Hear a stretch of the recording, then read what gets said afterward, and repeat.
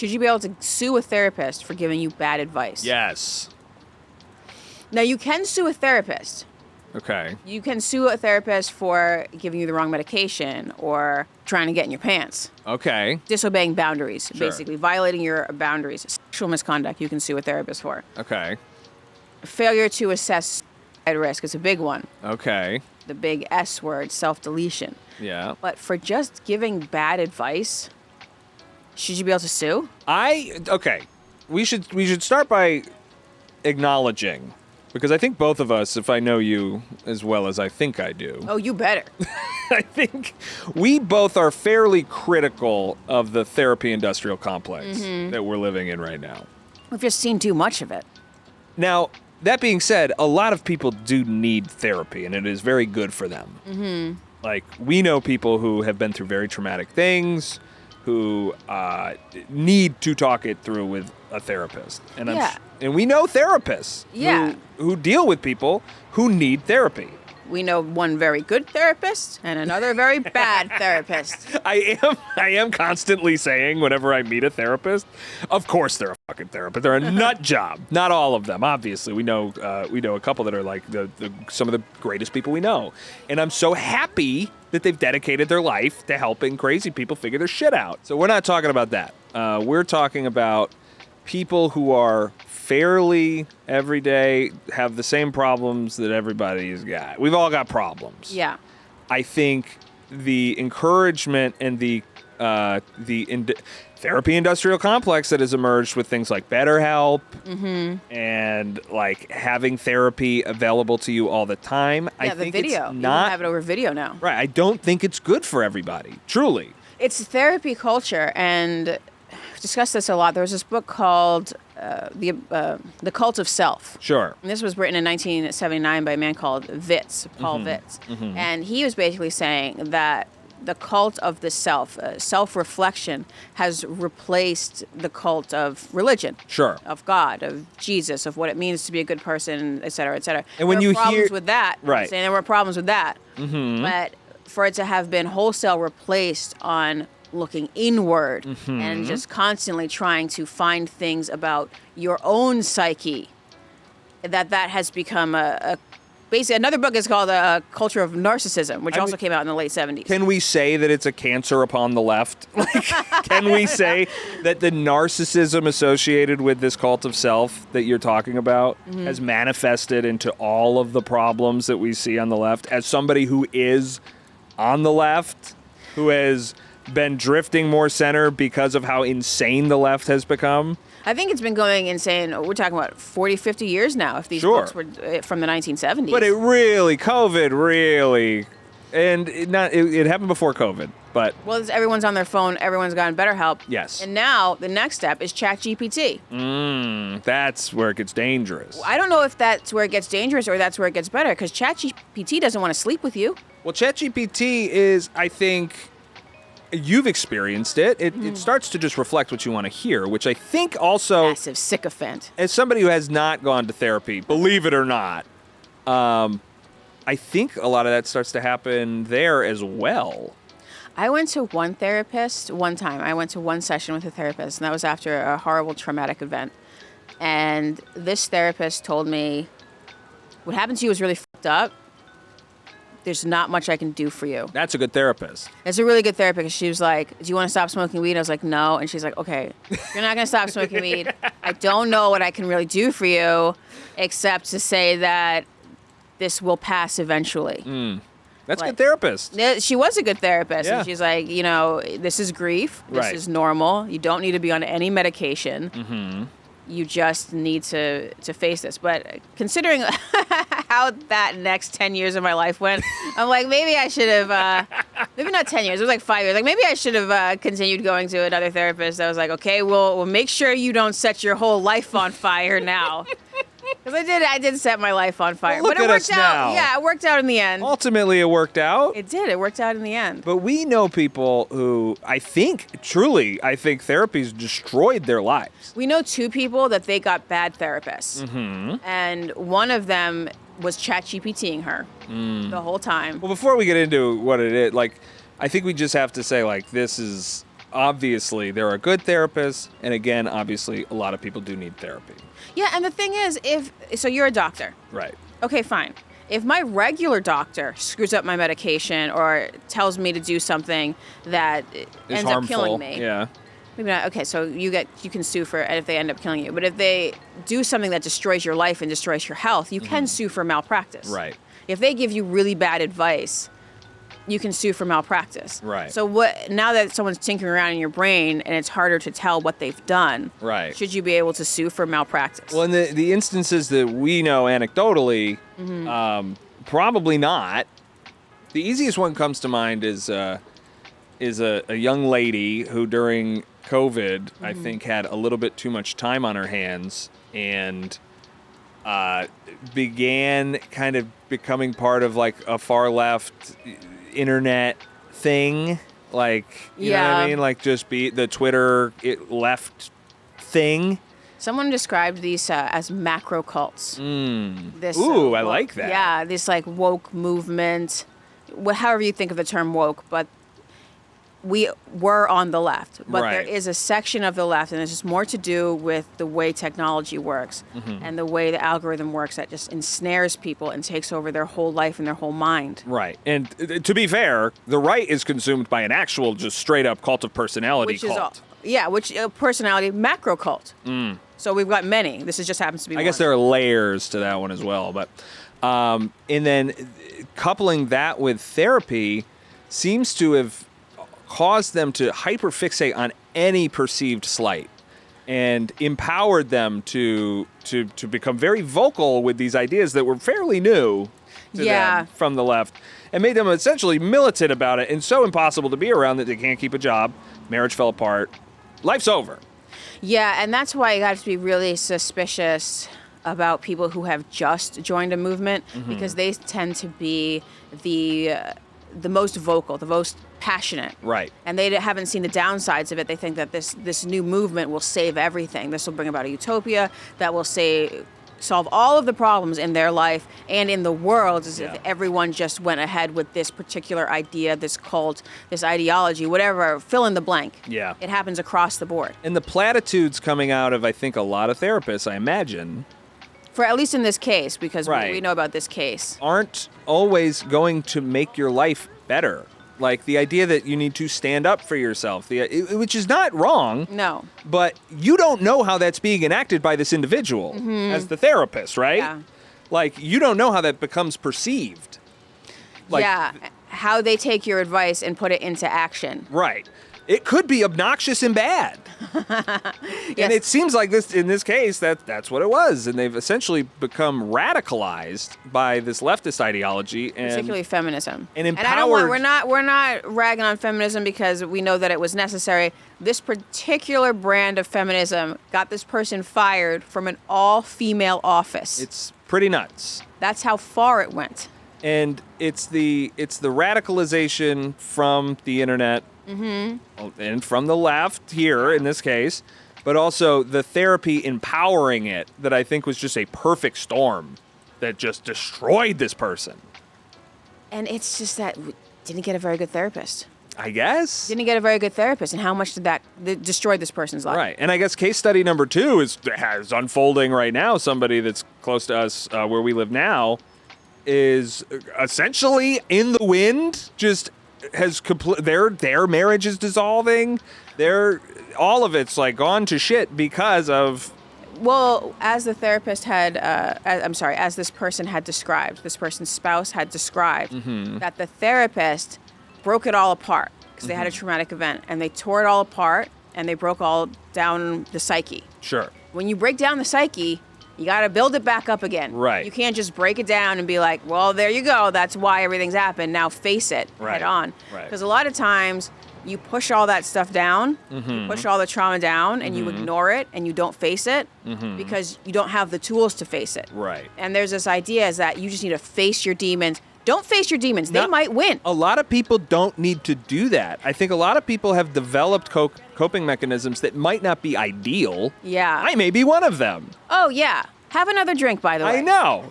What's but you in know that what? Coffee? But you know what? I'm getting through the day. It works. You don't have to put things off forever. Right. Because we don't live forever. You just have to put things off for 80 years. Because you'll die. So You again, just have to outrun your problems. fully acknowledge there may be a better way to cope with these things, but there also may be a chance that if you completely broke me down and then like my coping mechanisms became something more obnoxious, or like there's no telling how I will respond to therapy. Yeah. Well, yeah, like you said, this person is now in the wind. They're just Yeah, gone. this person They're is just completely gone now. They've abandoned all their responsibilities in their family, and they're completely gone because they couldn't deal Mm-hmm. with the very heavy stuff that they had in them. Right, but they were at one point coping. They were a functioning member of society. Almost a pillar of a community, I would say. Yeah, very active in our community. And then it's like, oh, this person needs help to deal with this situation. And it doesn't always work out well. I don't think everybody responds well to therapy. No, and that's actually an extreme example of someone you can't sue about because it's just bad advice. It's just a bad therapist. Now, if this had been a doctor that said, like, my knee, I need a little bit of help on my knee, you know, Right. it hurts when I move it like this, a regular doctor would say, don't move your knee like that. Right? Hey, doctor, my arm hurts when I put it up like this. Don't put your arm like that. But a therapist will be like, let me take that knee apart. Right, let's disassemble the knee. Yeah. See what's wrong with it, and then try to put it back together again. Oops, I got lunch. I can't put it back together again. Oops. Yeah, it's Now you don't have a leg. It's actually kind of scary. And it reminds me of these there are so many horror stories that come out of these like regular ass people who do an ayahuasca retreat. Yeah. And actually it's very similar. It's like a slow moving that therapy can be a slow moving like mental break that a lot of people have from doing these ayahuasca retreats. Oh, yeah, because they're like, the material world is stupid. All of these responsibilities. I know, and you're not wrong. It is. We're Yeah. all going to die. The sun will explode. These are thoughts that you as an adult learn. What's the to point work of it with. all? Right. What's the point of it all? The general in we should all be feeling at all times. I can't believe society works. But the thing is, we don't face that. And we No. just go on about what we have to do. Right. So these people, I think, especially in the ayahuasca kind of situation, they, maybe they did mushrooms in high school or in college or something. a little and they're weed. being kicked out into this like intense just trip. And I'm not talking about people who are having like a biological response. Like some people enter like even like marijuana psychosis and stuff. That's a I'm thing. talking about people who are just like can't handle this level of truth.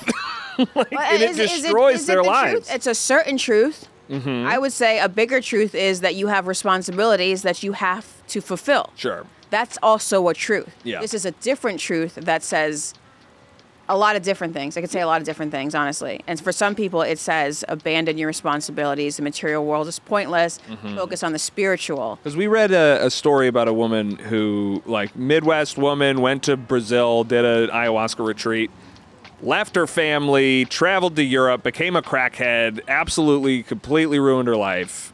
Had a mental break. Yeah. Because she did not have the coping mechanisms. And Yeah. this was maybe a truth that was unhealthy for her. Yeah. And her truth for this life should have been, bitch, you got kids. Yes. The fuck is the matter That's what with I you? want to shake a lot of people and say when they're being ridiculous. You'd be a great therapist. Hey, you know what? Oh, boo, you have kids. Shut the fuck up. Yeah. You'd be a therapist specifically for parents. Yes. And be like, okay, let's break it down. First, you smack them in the face. Mm-hmm. Handle your kids. Yes. 1, 2, what is the next thing your kid has going on? It's got a soccer game? Drive it to the soccer game. Yep. That's it. It's a to-do list. Task at a time. Yes. You know what makes it better? Have a little drink. Yeah. You got to keep it under 0.08 if you're still driving.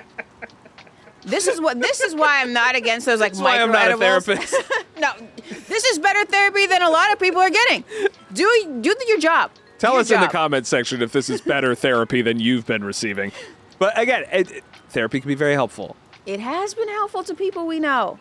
It's also hurt a lot. So that's why I'm asking, should you be able to sue a therapist for giving you bad advice? The other problem that I have, every single person listening to this knows somebody who's the worst person they know. Mm-hmm. They've gone to therapy.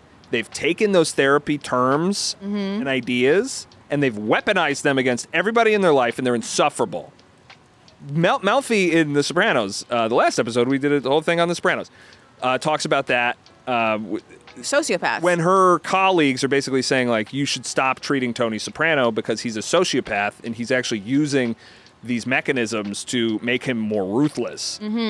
I think that happens on a very small scale with a lot of people who end up going to therapy. Petty tyrants in your family. Yes. Petty manipulative tyrants that now have these tools that they've learned from therapy, which thankfully their insurance paid for. So now they have all these tools which they can use against other members of their family. I feel like I see a lot of people that we know that have gotten into therapy and became insufferable. We call it toxic positivity, where you're told to like prioritize your mental health and blah, blah, blah, blah, blah, and all these things. And really what it's done is made you a selfish dickhead. Well, I think a lot of that is life coaching, too. Life coaching is therapy adjacent, and all the worst people you know are now life coaches. At least when we were living in LA, like the people that... There was a period where everybody seemed to be either becoming a life coach or they were seeing a life coach. Why are you... Yeah, someone I know is like seeing a life coach, and why are you seeing a life coach? You don't need this. And the people that I know are becoming a life coach, I'm like, you can't even handle your own life. Right, I why don't are get you it. a life coach? I don't get it at all. You should not be a life coach. Yeah. So there is that toxic positivity thing that goes around about 10 years ago, I would say, with the life coaching and the reflecting inward and all of these things.